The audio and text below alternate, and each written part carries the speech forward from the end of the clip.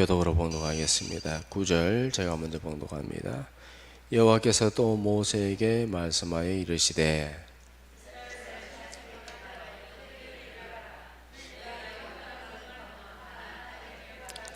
너희를 위하여 성읍을 도피성으로 정하여 부지 중에 살인하는 자가 그리로 피하게 하라.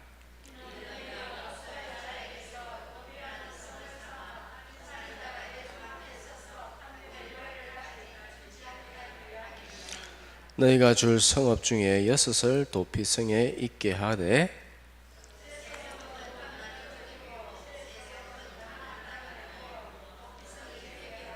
다같이 이 6성읍은 이스라엘 자손과 타국인과 이스라엘 중에 거류하는 자의 도피성이 되리니 부지 중에 살인한 모든 자가 거리로 도피할 수 있으리라. 아멘. 오늘 말씀은 도피성 대신 예수님에 대해서 말씀을 전하도록 하겠습니다. 우리 인생을 간단하게 넉자로 줄이면은 생로병사입니다.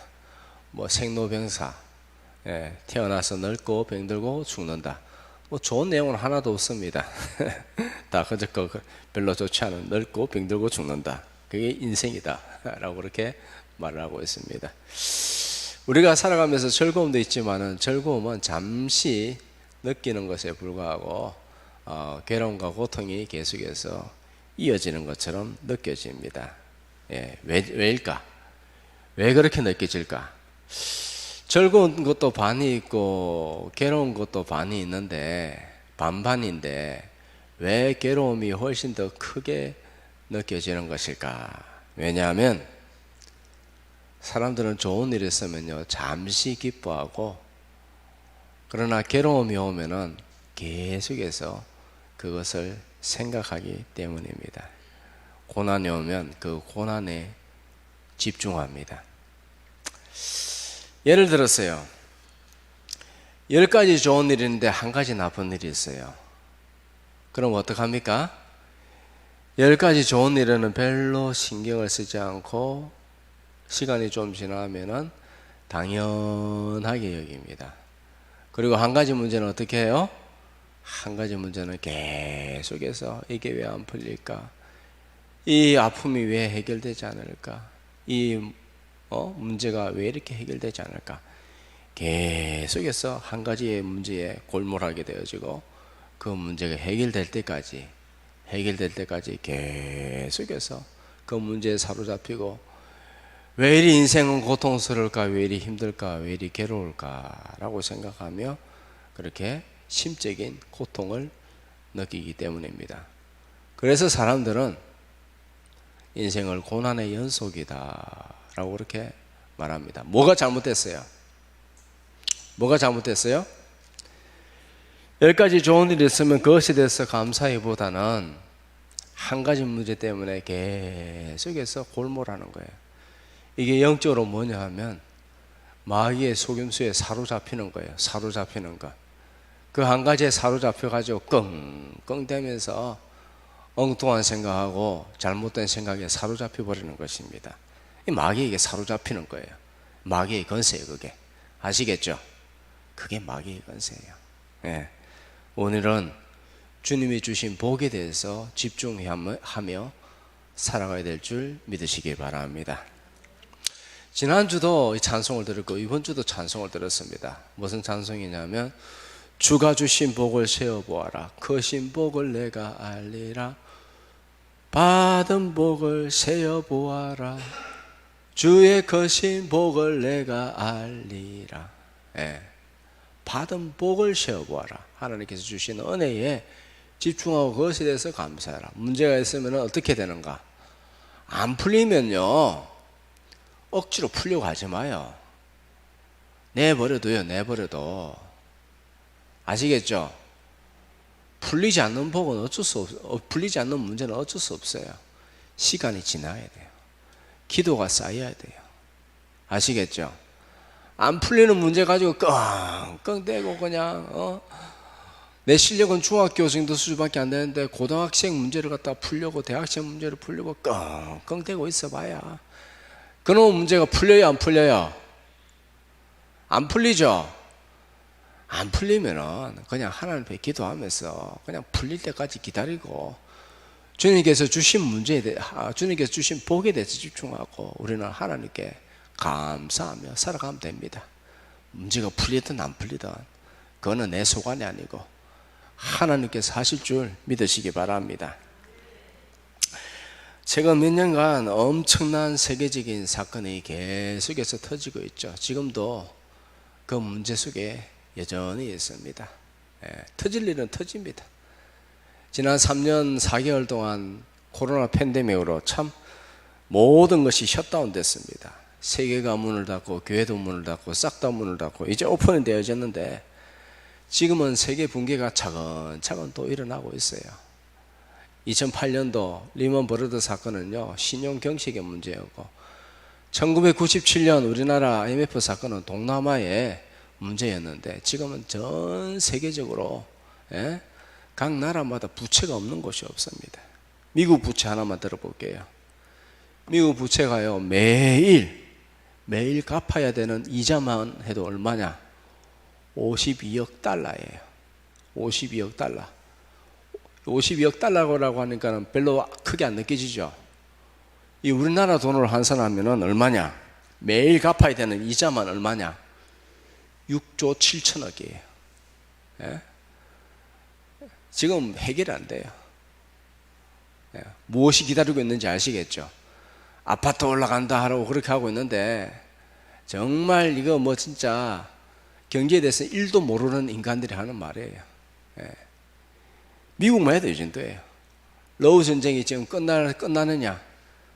끝나기는커녕 벨라루스하고 폴란드 지역에 지금 전쟁이 또 일어나려고 하고 있고 아프리카에도 전쟁이 일어나려고 지금 하고 있는데 기도는 하고 있어요. 정말 좀 전쟁 좀 더 이상 좀 마무리 좀 됐으면 좋겠습니다. 기도는 하는데 전쟁의 북소리가 계속해서 들려오고 있습니다. 그렇구나. 종말 시대에 터질 건 터지는구나. 내가 기도해도 그러나 기도해야 됩니다. 기도해야 됩니다. 우리는 이 땅을 위해서 중보하며 기도하며 살아야 됩니다. 주님께서 반드시 역사하여 주실 줄 믿습니다.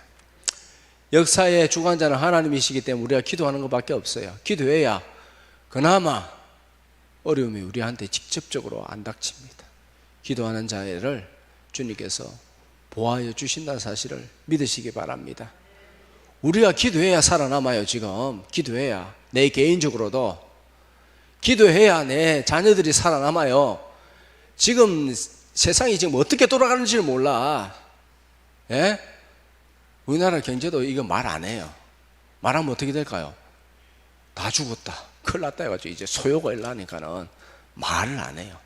소위 전문가라는 사람들도 말을 안 해요. 지금 우리나라 전 세계, 우리나라만 하면 빠져나갈 구멍이 있죠. 지금 전 세계가 이런 상황이에요. 터질 건 터지는구나. 팬데믹 다음에 코로나 다음에 전쟁 다음에 경제 붕괴 되면서 다시 코로나가 온다고 하는데 두고 봅시다. 기도해야 우리가 이 마지막 시대에 우리가 넉넉히 이길 수가 있다. 우리가 문제가 터지더라도 문제에 집중하면 안 돼요. 하나님께 기도하면 하나님께서 살려주십니다. 환난 날의 피난처, 도피성 되시는 예수님이라는 사실을 믿으시기 바랍니다. 예수님 붙들어야 살아남습니다. 이제 점점 심해질 거예요. 점점 보십시오. 물가 안 잡힌다고 제가 말씀을 드렸습니다. 그런데 세상 물가 잡힌다고 하죠. 안 잡혀요. 안 해요. 하나님께서 이제 시작하셨고 이제 하나님께서 마무리하실 때까지 우리는 이 세상을 두고 중보하며 살아가야 될 줄 믿으시기 바랍니다. 기도하는 자가 살아남아요. 문제에 사로잡히면 안 돼요. 문제에 사로잡히면 마귀의 손아귀에 사로잡히게 되어 있어요. 아시겠죠? 다시 말씀드립니다. 10가지 좋은 일이 있고 한 가지 나쁜 일이 있으면 한 가지 일에 그냥 사로잡혀가지고 그래서 인생은 고난의 연속이다. 이런 마귀의 속임수에 넘어가지 않기를 축복합니다. 환난 날의 피난처는 오직 예수님밖에 없다. 자, 본문은 이스라엘 백성이 가나안 땅에 들어가기 전에 하나님께서 모세에게 주신 말씀, 백성에게 주신 말씀입니다. 너희가 가나안 땅에 들어가거든 도피성을 세우라. 구약 성경에 보면 살인자는 반드시 쳐 죽여라, 돌로 쳐 죽여라 라고 그렇게 되어 있습니다. 그런데 고의로 살인하지 않고 실수로 살인하는 경우가 있습니다. 과시치사죄.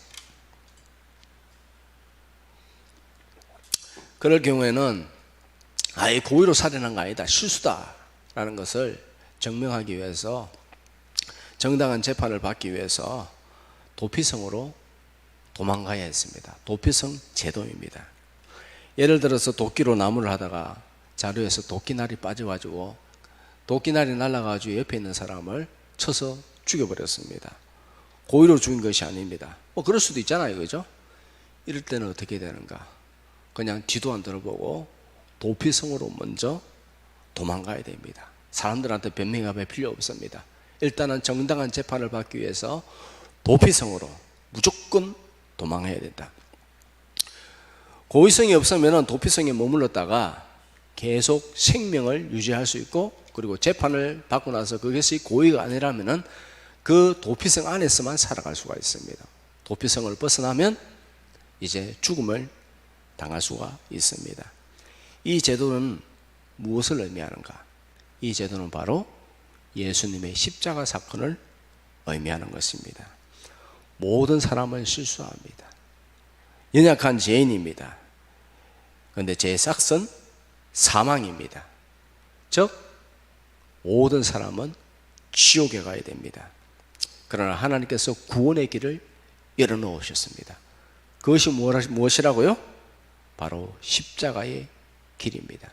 그것이 바로 도피성 제도입니다. 그것이 십자가의 제도입니다. 도피성 되시는 우리 주 예수 그리스도. 누구든지 예수님께로만 달려가면 살아남을 수가 있습니다. 그리고 예수님 안에 거해야만 살아남을 수가 있습니다.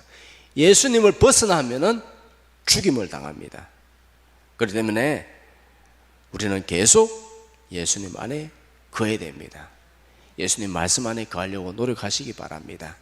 내가 일해서 살아남는 것이 아니라 하나님의 은혜로 내가 살아가는 거예요. 하나님의 은혜로 내가 건강을 얻고 하나님의 은혜로 오늘도 숨을 쉬면서 살아간다는 사실을 믿으시기 바랍니다. 자, 특이한 점이 있는데 또 도피성의 특이한 점은 무엇이냐? 민수기 35장 28절 다 같이 시작. 이는 살인자가 대제사장이 죽기까지 그 도피성에 머물러야 할 것임이라. 대제사장이 죽은 후에는 그 살인자가 자기 소유의 땅으로 돌아갈 수 있느니라. 아멘. 대제사장이 죽은 후에 그 살인자가 자기 소유의 땅, 자기 고향으로 돌아갈 수 있다. 대제사장이 죽으면 자기가 사는 곳으로 자유케 되어질 수 있다. 대제사장은 누구냐? 대제사장은 예수님이죠. 궁극적으로 예수님을 예표하는 것입니다. 예수님이 죽으심으로 그가 자유함을 얻을 수가 있다. 구원을 얻을 수가 있다라는 것입니다. 무엇으로부터 자유함을 얻는가?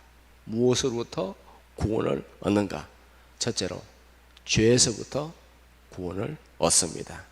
무엇으로부터 구원을 얻는다고요? 죄에서부터 구원을 얻는다. 모든 사람은 죄인입니다. 의인은 없나니? 하나도 있다 없다? 하나도 없다. 예, 다 지옥에 갈 인간입니다. 그런데 여기서 우리가 교회 나오는데요, 교회도 두 종류의 사람이 있어요. 어떤 사람이 있는가?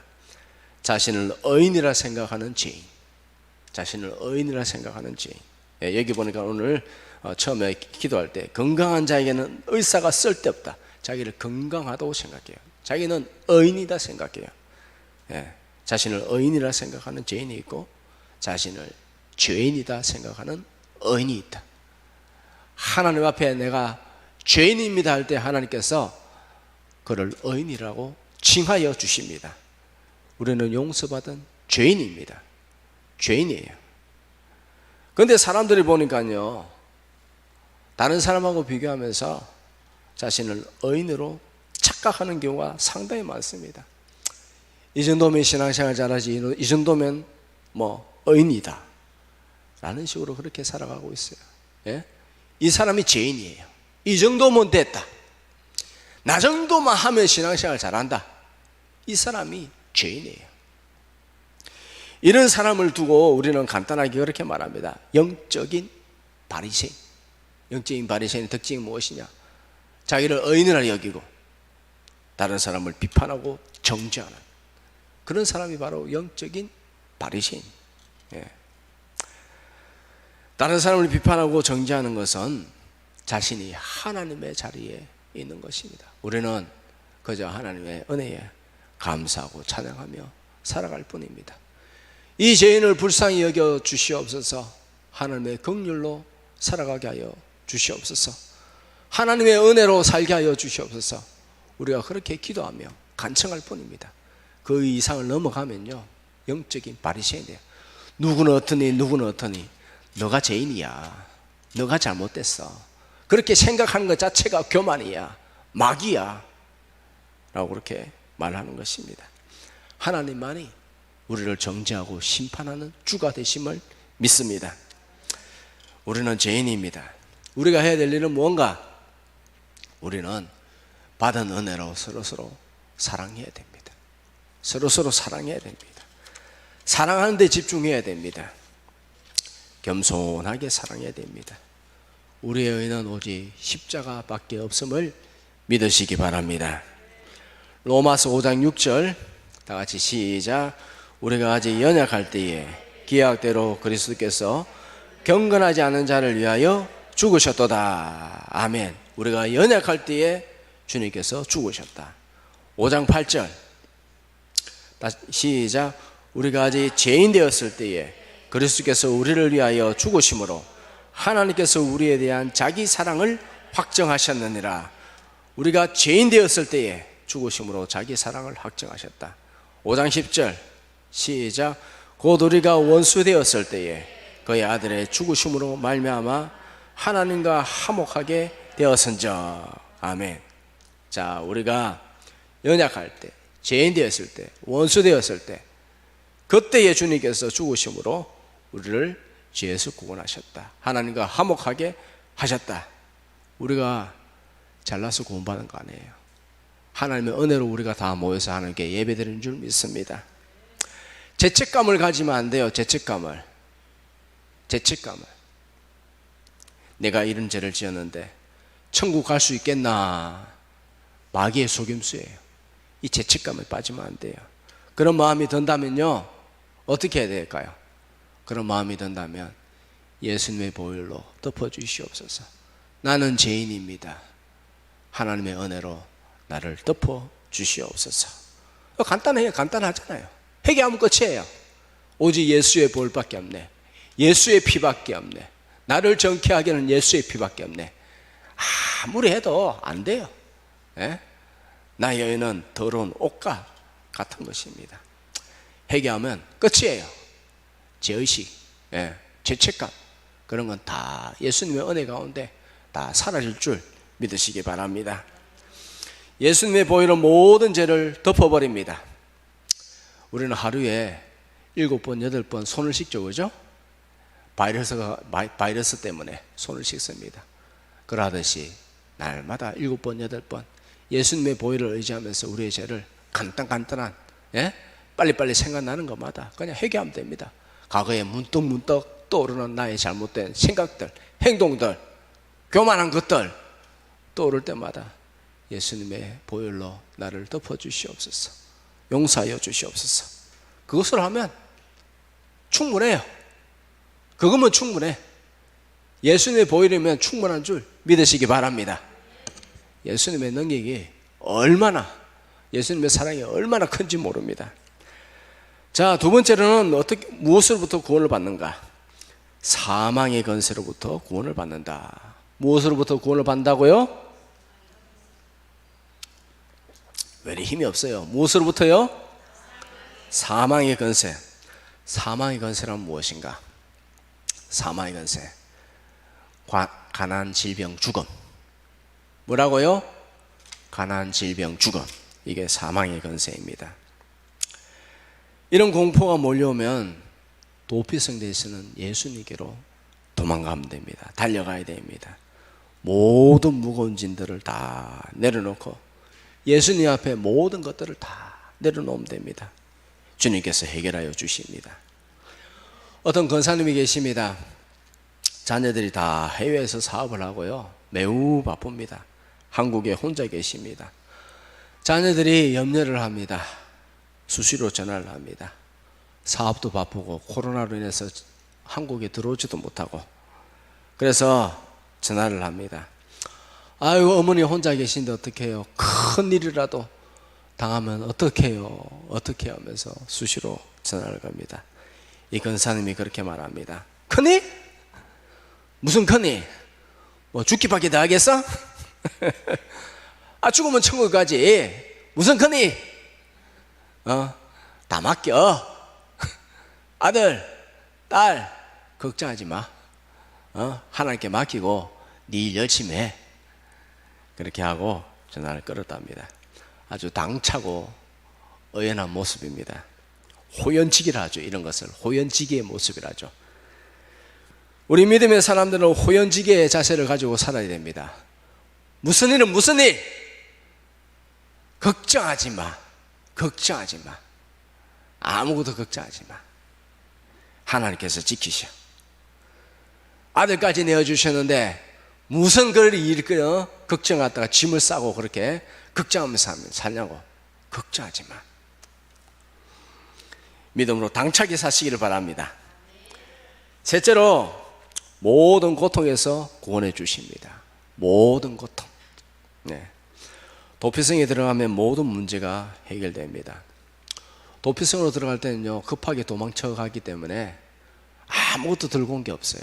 그런데 도피성에 있을 때는 의식주를 기본적으로 제공받습니다. 십자가도 마찬가지입니다.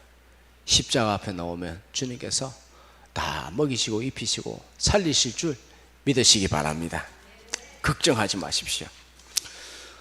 인생의 모든 문제를 만나면, 참 진짜 문제를 만나면 아무도 도와주지 않습니다. 가족들, 친지들 별로 도움되지 않습니다. 부모들 별로 도움되지 않습니다. 십자가 앞에 나가야 됩니다.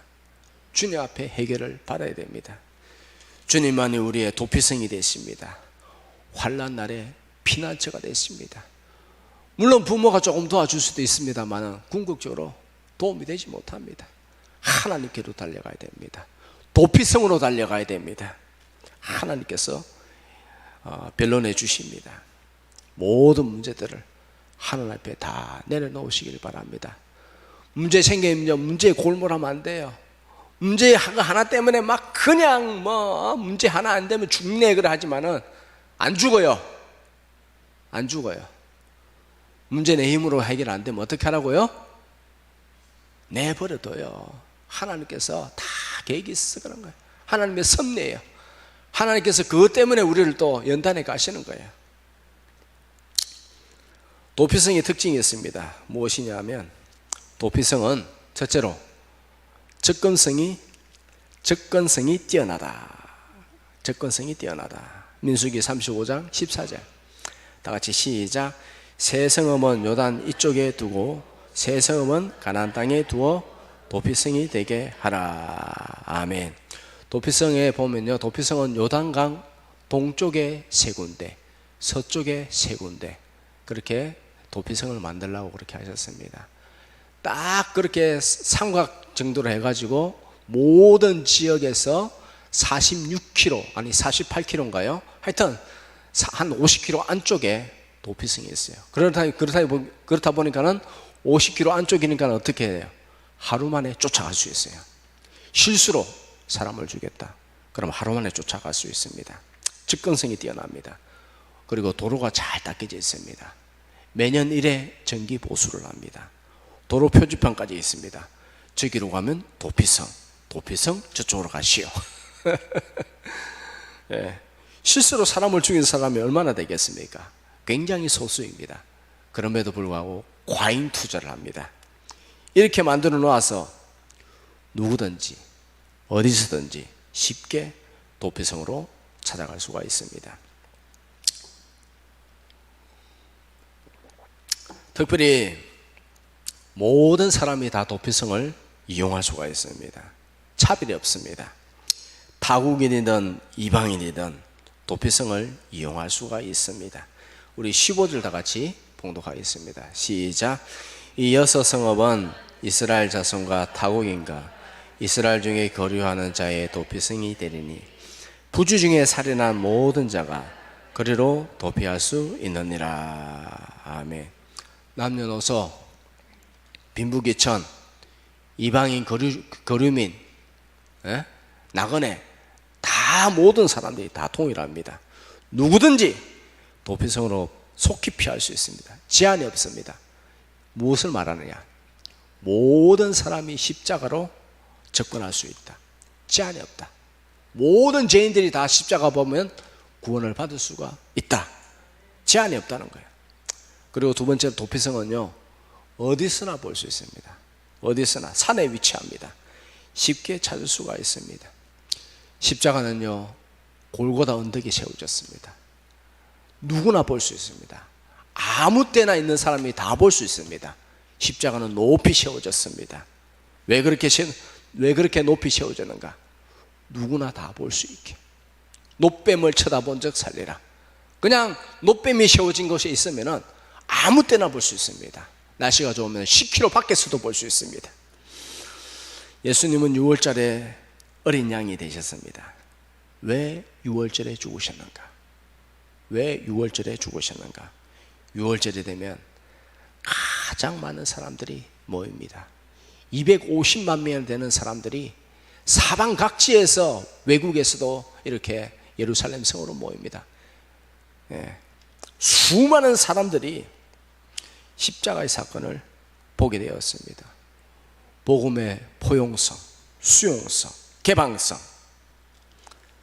그리고 예수님께서 지상 명령을 내리셨습니다. 너희는 온 천하에 다니며 만민에게 복음을 전하라. 복음을 전하라. 세상 땅끝까지 이르러 복음을 전하라. 모든 마을에 다 이르기 전에 내가 그때에 올 것이다 라고 그렇게 말씀하셨습니다. 교회는 2000년 동안 복음을 전했습니다. 저번에 말씀드렸다시피 세계 오지에 있는 그런 곳에도 이제는 복음이 마무리 단계로 접어들고 있습니다. 복음을 듣지 못한 사람은 이제 거의 없습니다. 아주 오지에 있는 사람 빼고, 이슬람권에 있는 사람들도 복음에 대해서는 알고 있어요. 그러나 그들은 선택했습니다. 알라를 선택하고 마호메트를 선택하고 예수님을 배격한 것이지, 그들은 복음을 들었습니다. 믿지 않을 뿐이고, 우리는 우리 주변에 있는 사람들한테 끝까지 복음을 전해야 됩니다. 믿지 않는 자들, 아직도 복음을 거부하는 자들에게도 끝까지 복음을 전해야 됩니다. 이제 종말에 많은 일들이 발생할 겁니다. 전쟁이 일어나고, 전쟁은 점점 커지고, 기근이 지금 계속해서 일어난다는 소식을 듣고 있죠, 그죠? 기근이 일어나고, 2년 전부터 말씀드렸습니다.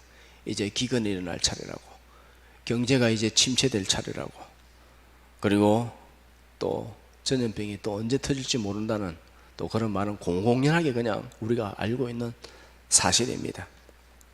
터질 일들이 터질 것이고, 그러나 우리의 마음은요, 어떻게 해야 되는가?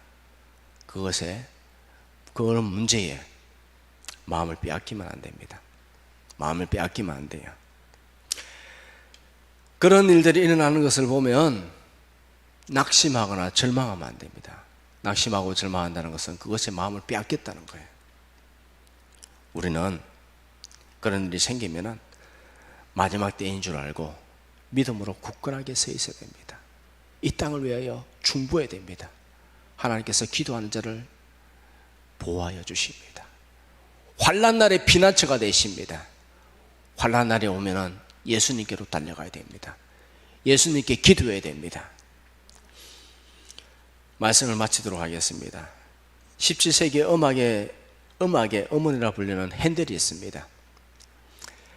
이분이 불후의 명작인 메시아를 작곡하였습니다. 메시아 뭐 다 알고 있죠, 그죠? 빠빠빠빠빠빠빠빠빠빠 이 뭐 다 알고 있는 메시아를 작곡했습니다. 그런데 언제 이 메시아라는 곡을 작곡을 했는가? 그가 슬럼프 기간에 굉장히 어려울 때에 이 메시아라는 곡을 작곡하였습니다. 공연도 못하고 경제적으로 아주 궁핍한 때였습니다. 그 어려운 때에 또 설상가상으로 뇌졸중에 걸렸습니다. 제대로 걷지를 못했어요. 얼마나 힘들어요. 경제적으로 어려운 것도 어느 정도 힘든데 몸이 너무 안 좋아졌어요. 뇌졸중에 걸려버렸어요.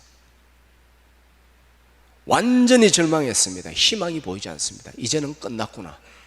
이대로 살다가 그냥 죽어야 되겠구나. 희망이 보이지 않았습니다. 그런데 어떤 사람이 이 소문을 듣고 편지를 적었습니다. 그 내용 중에 이런 내용이 있습니다. 주님은 멸시받았지만 온 세상의 왕이 되어 다스리고 계십니다. 그러니 당신도 힘을 내십시오. 하나님께서 능히 이기게 하여 주실 줄 믿습니다. 힘을 내세요. 힘을 내세요. 라고 그렇게 하면서 편지를 보내었습니다. 핸델은 그 편지를 받고 쉼을 얻었습니다. 이래서는 안 되겠다. 이래서는 안 되겠다. 피난처 대신 예수님께로 달려가야 되겠다. 그래서 23일간 금식하였습니다. 묵상하였습니다. 그리고 작곡하여서 만들어서 탄생한 곡이 바로 메시아라는 그런 곡이었습니다. 환난날의 피난처는 오직 예수님 뿐입니다. 우리가 이제껏 신앙생활을 한 이유는 무엇일까? 이때를 위함입니다. 이때를 위해서 주님께서 우리를 마지막 남은 자로서 우리를 이곳에 우리를 하여금 모이게 하시고 기도하게 하여 주신 줄 믿습니다. 이 땅의 죄를 사하여 달라고 기도해야 됩니다. 지금 아프리카 지역 니제르라는 곳에 또 전쟁이 일어나기 직전입니다. 터지긴 터지더라도 우리는 기도해야 됩니다. 제발 좀 평화 좀 허락하여 주시옵소서. 평강을 주시옵소서. 주님, 이 땅을 불쌍히 여겨 주시옵소서. 주님, 타락하였음을 주님 앞에 고백합니다. 주님께서 우리를 긍휼히 여겨달라고 우리가 기도해야 됩니다. 그럴 때 주님께서 우리를 붙들어 주시고 이 마지막 때에 더 귀하게 사용하여 주실 줄 믿으시기 바랍니다. 내가 나 자신을 위해서 기도하면요, 정욕으로 기도할 때 굉장히 많아요. 그죠? 하나님은 그런 정욕의 기도를 들어주시는가? 아니죠. 그러나 내가 남을 위해서 기도하면 하나님께서 보시고 응답하여 주십니다. 그리고 나에게 너 그 정도 됐느냐 하면, 자식이 그 정도로 자랑하고 성장하고 그러면 하나님께서 더 알아서 채워주십니다. 더 열심히 기도하라고 우리를 지켜주실 줄 믿습니다. 우리는 이 땅의 죄를 사하여 달라고 기도하면서 주님의 뜻을 받들고 주님의 마음에 하나 되기를 힘써야 됩니다. 에녹과 같이, 노아와 같이 주님의 마음에 합한 자로 사시기를 주님의 이름으로 축복합니다.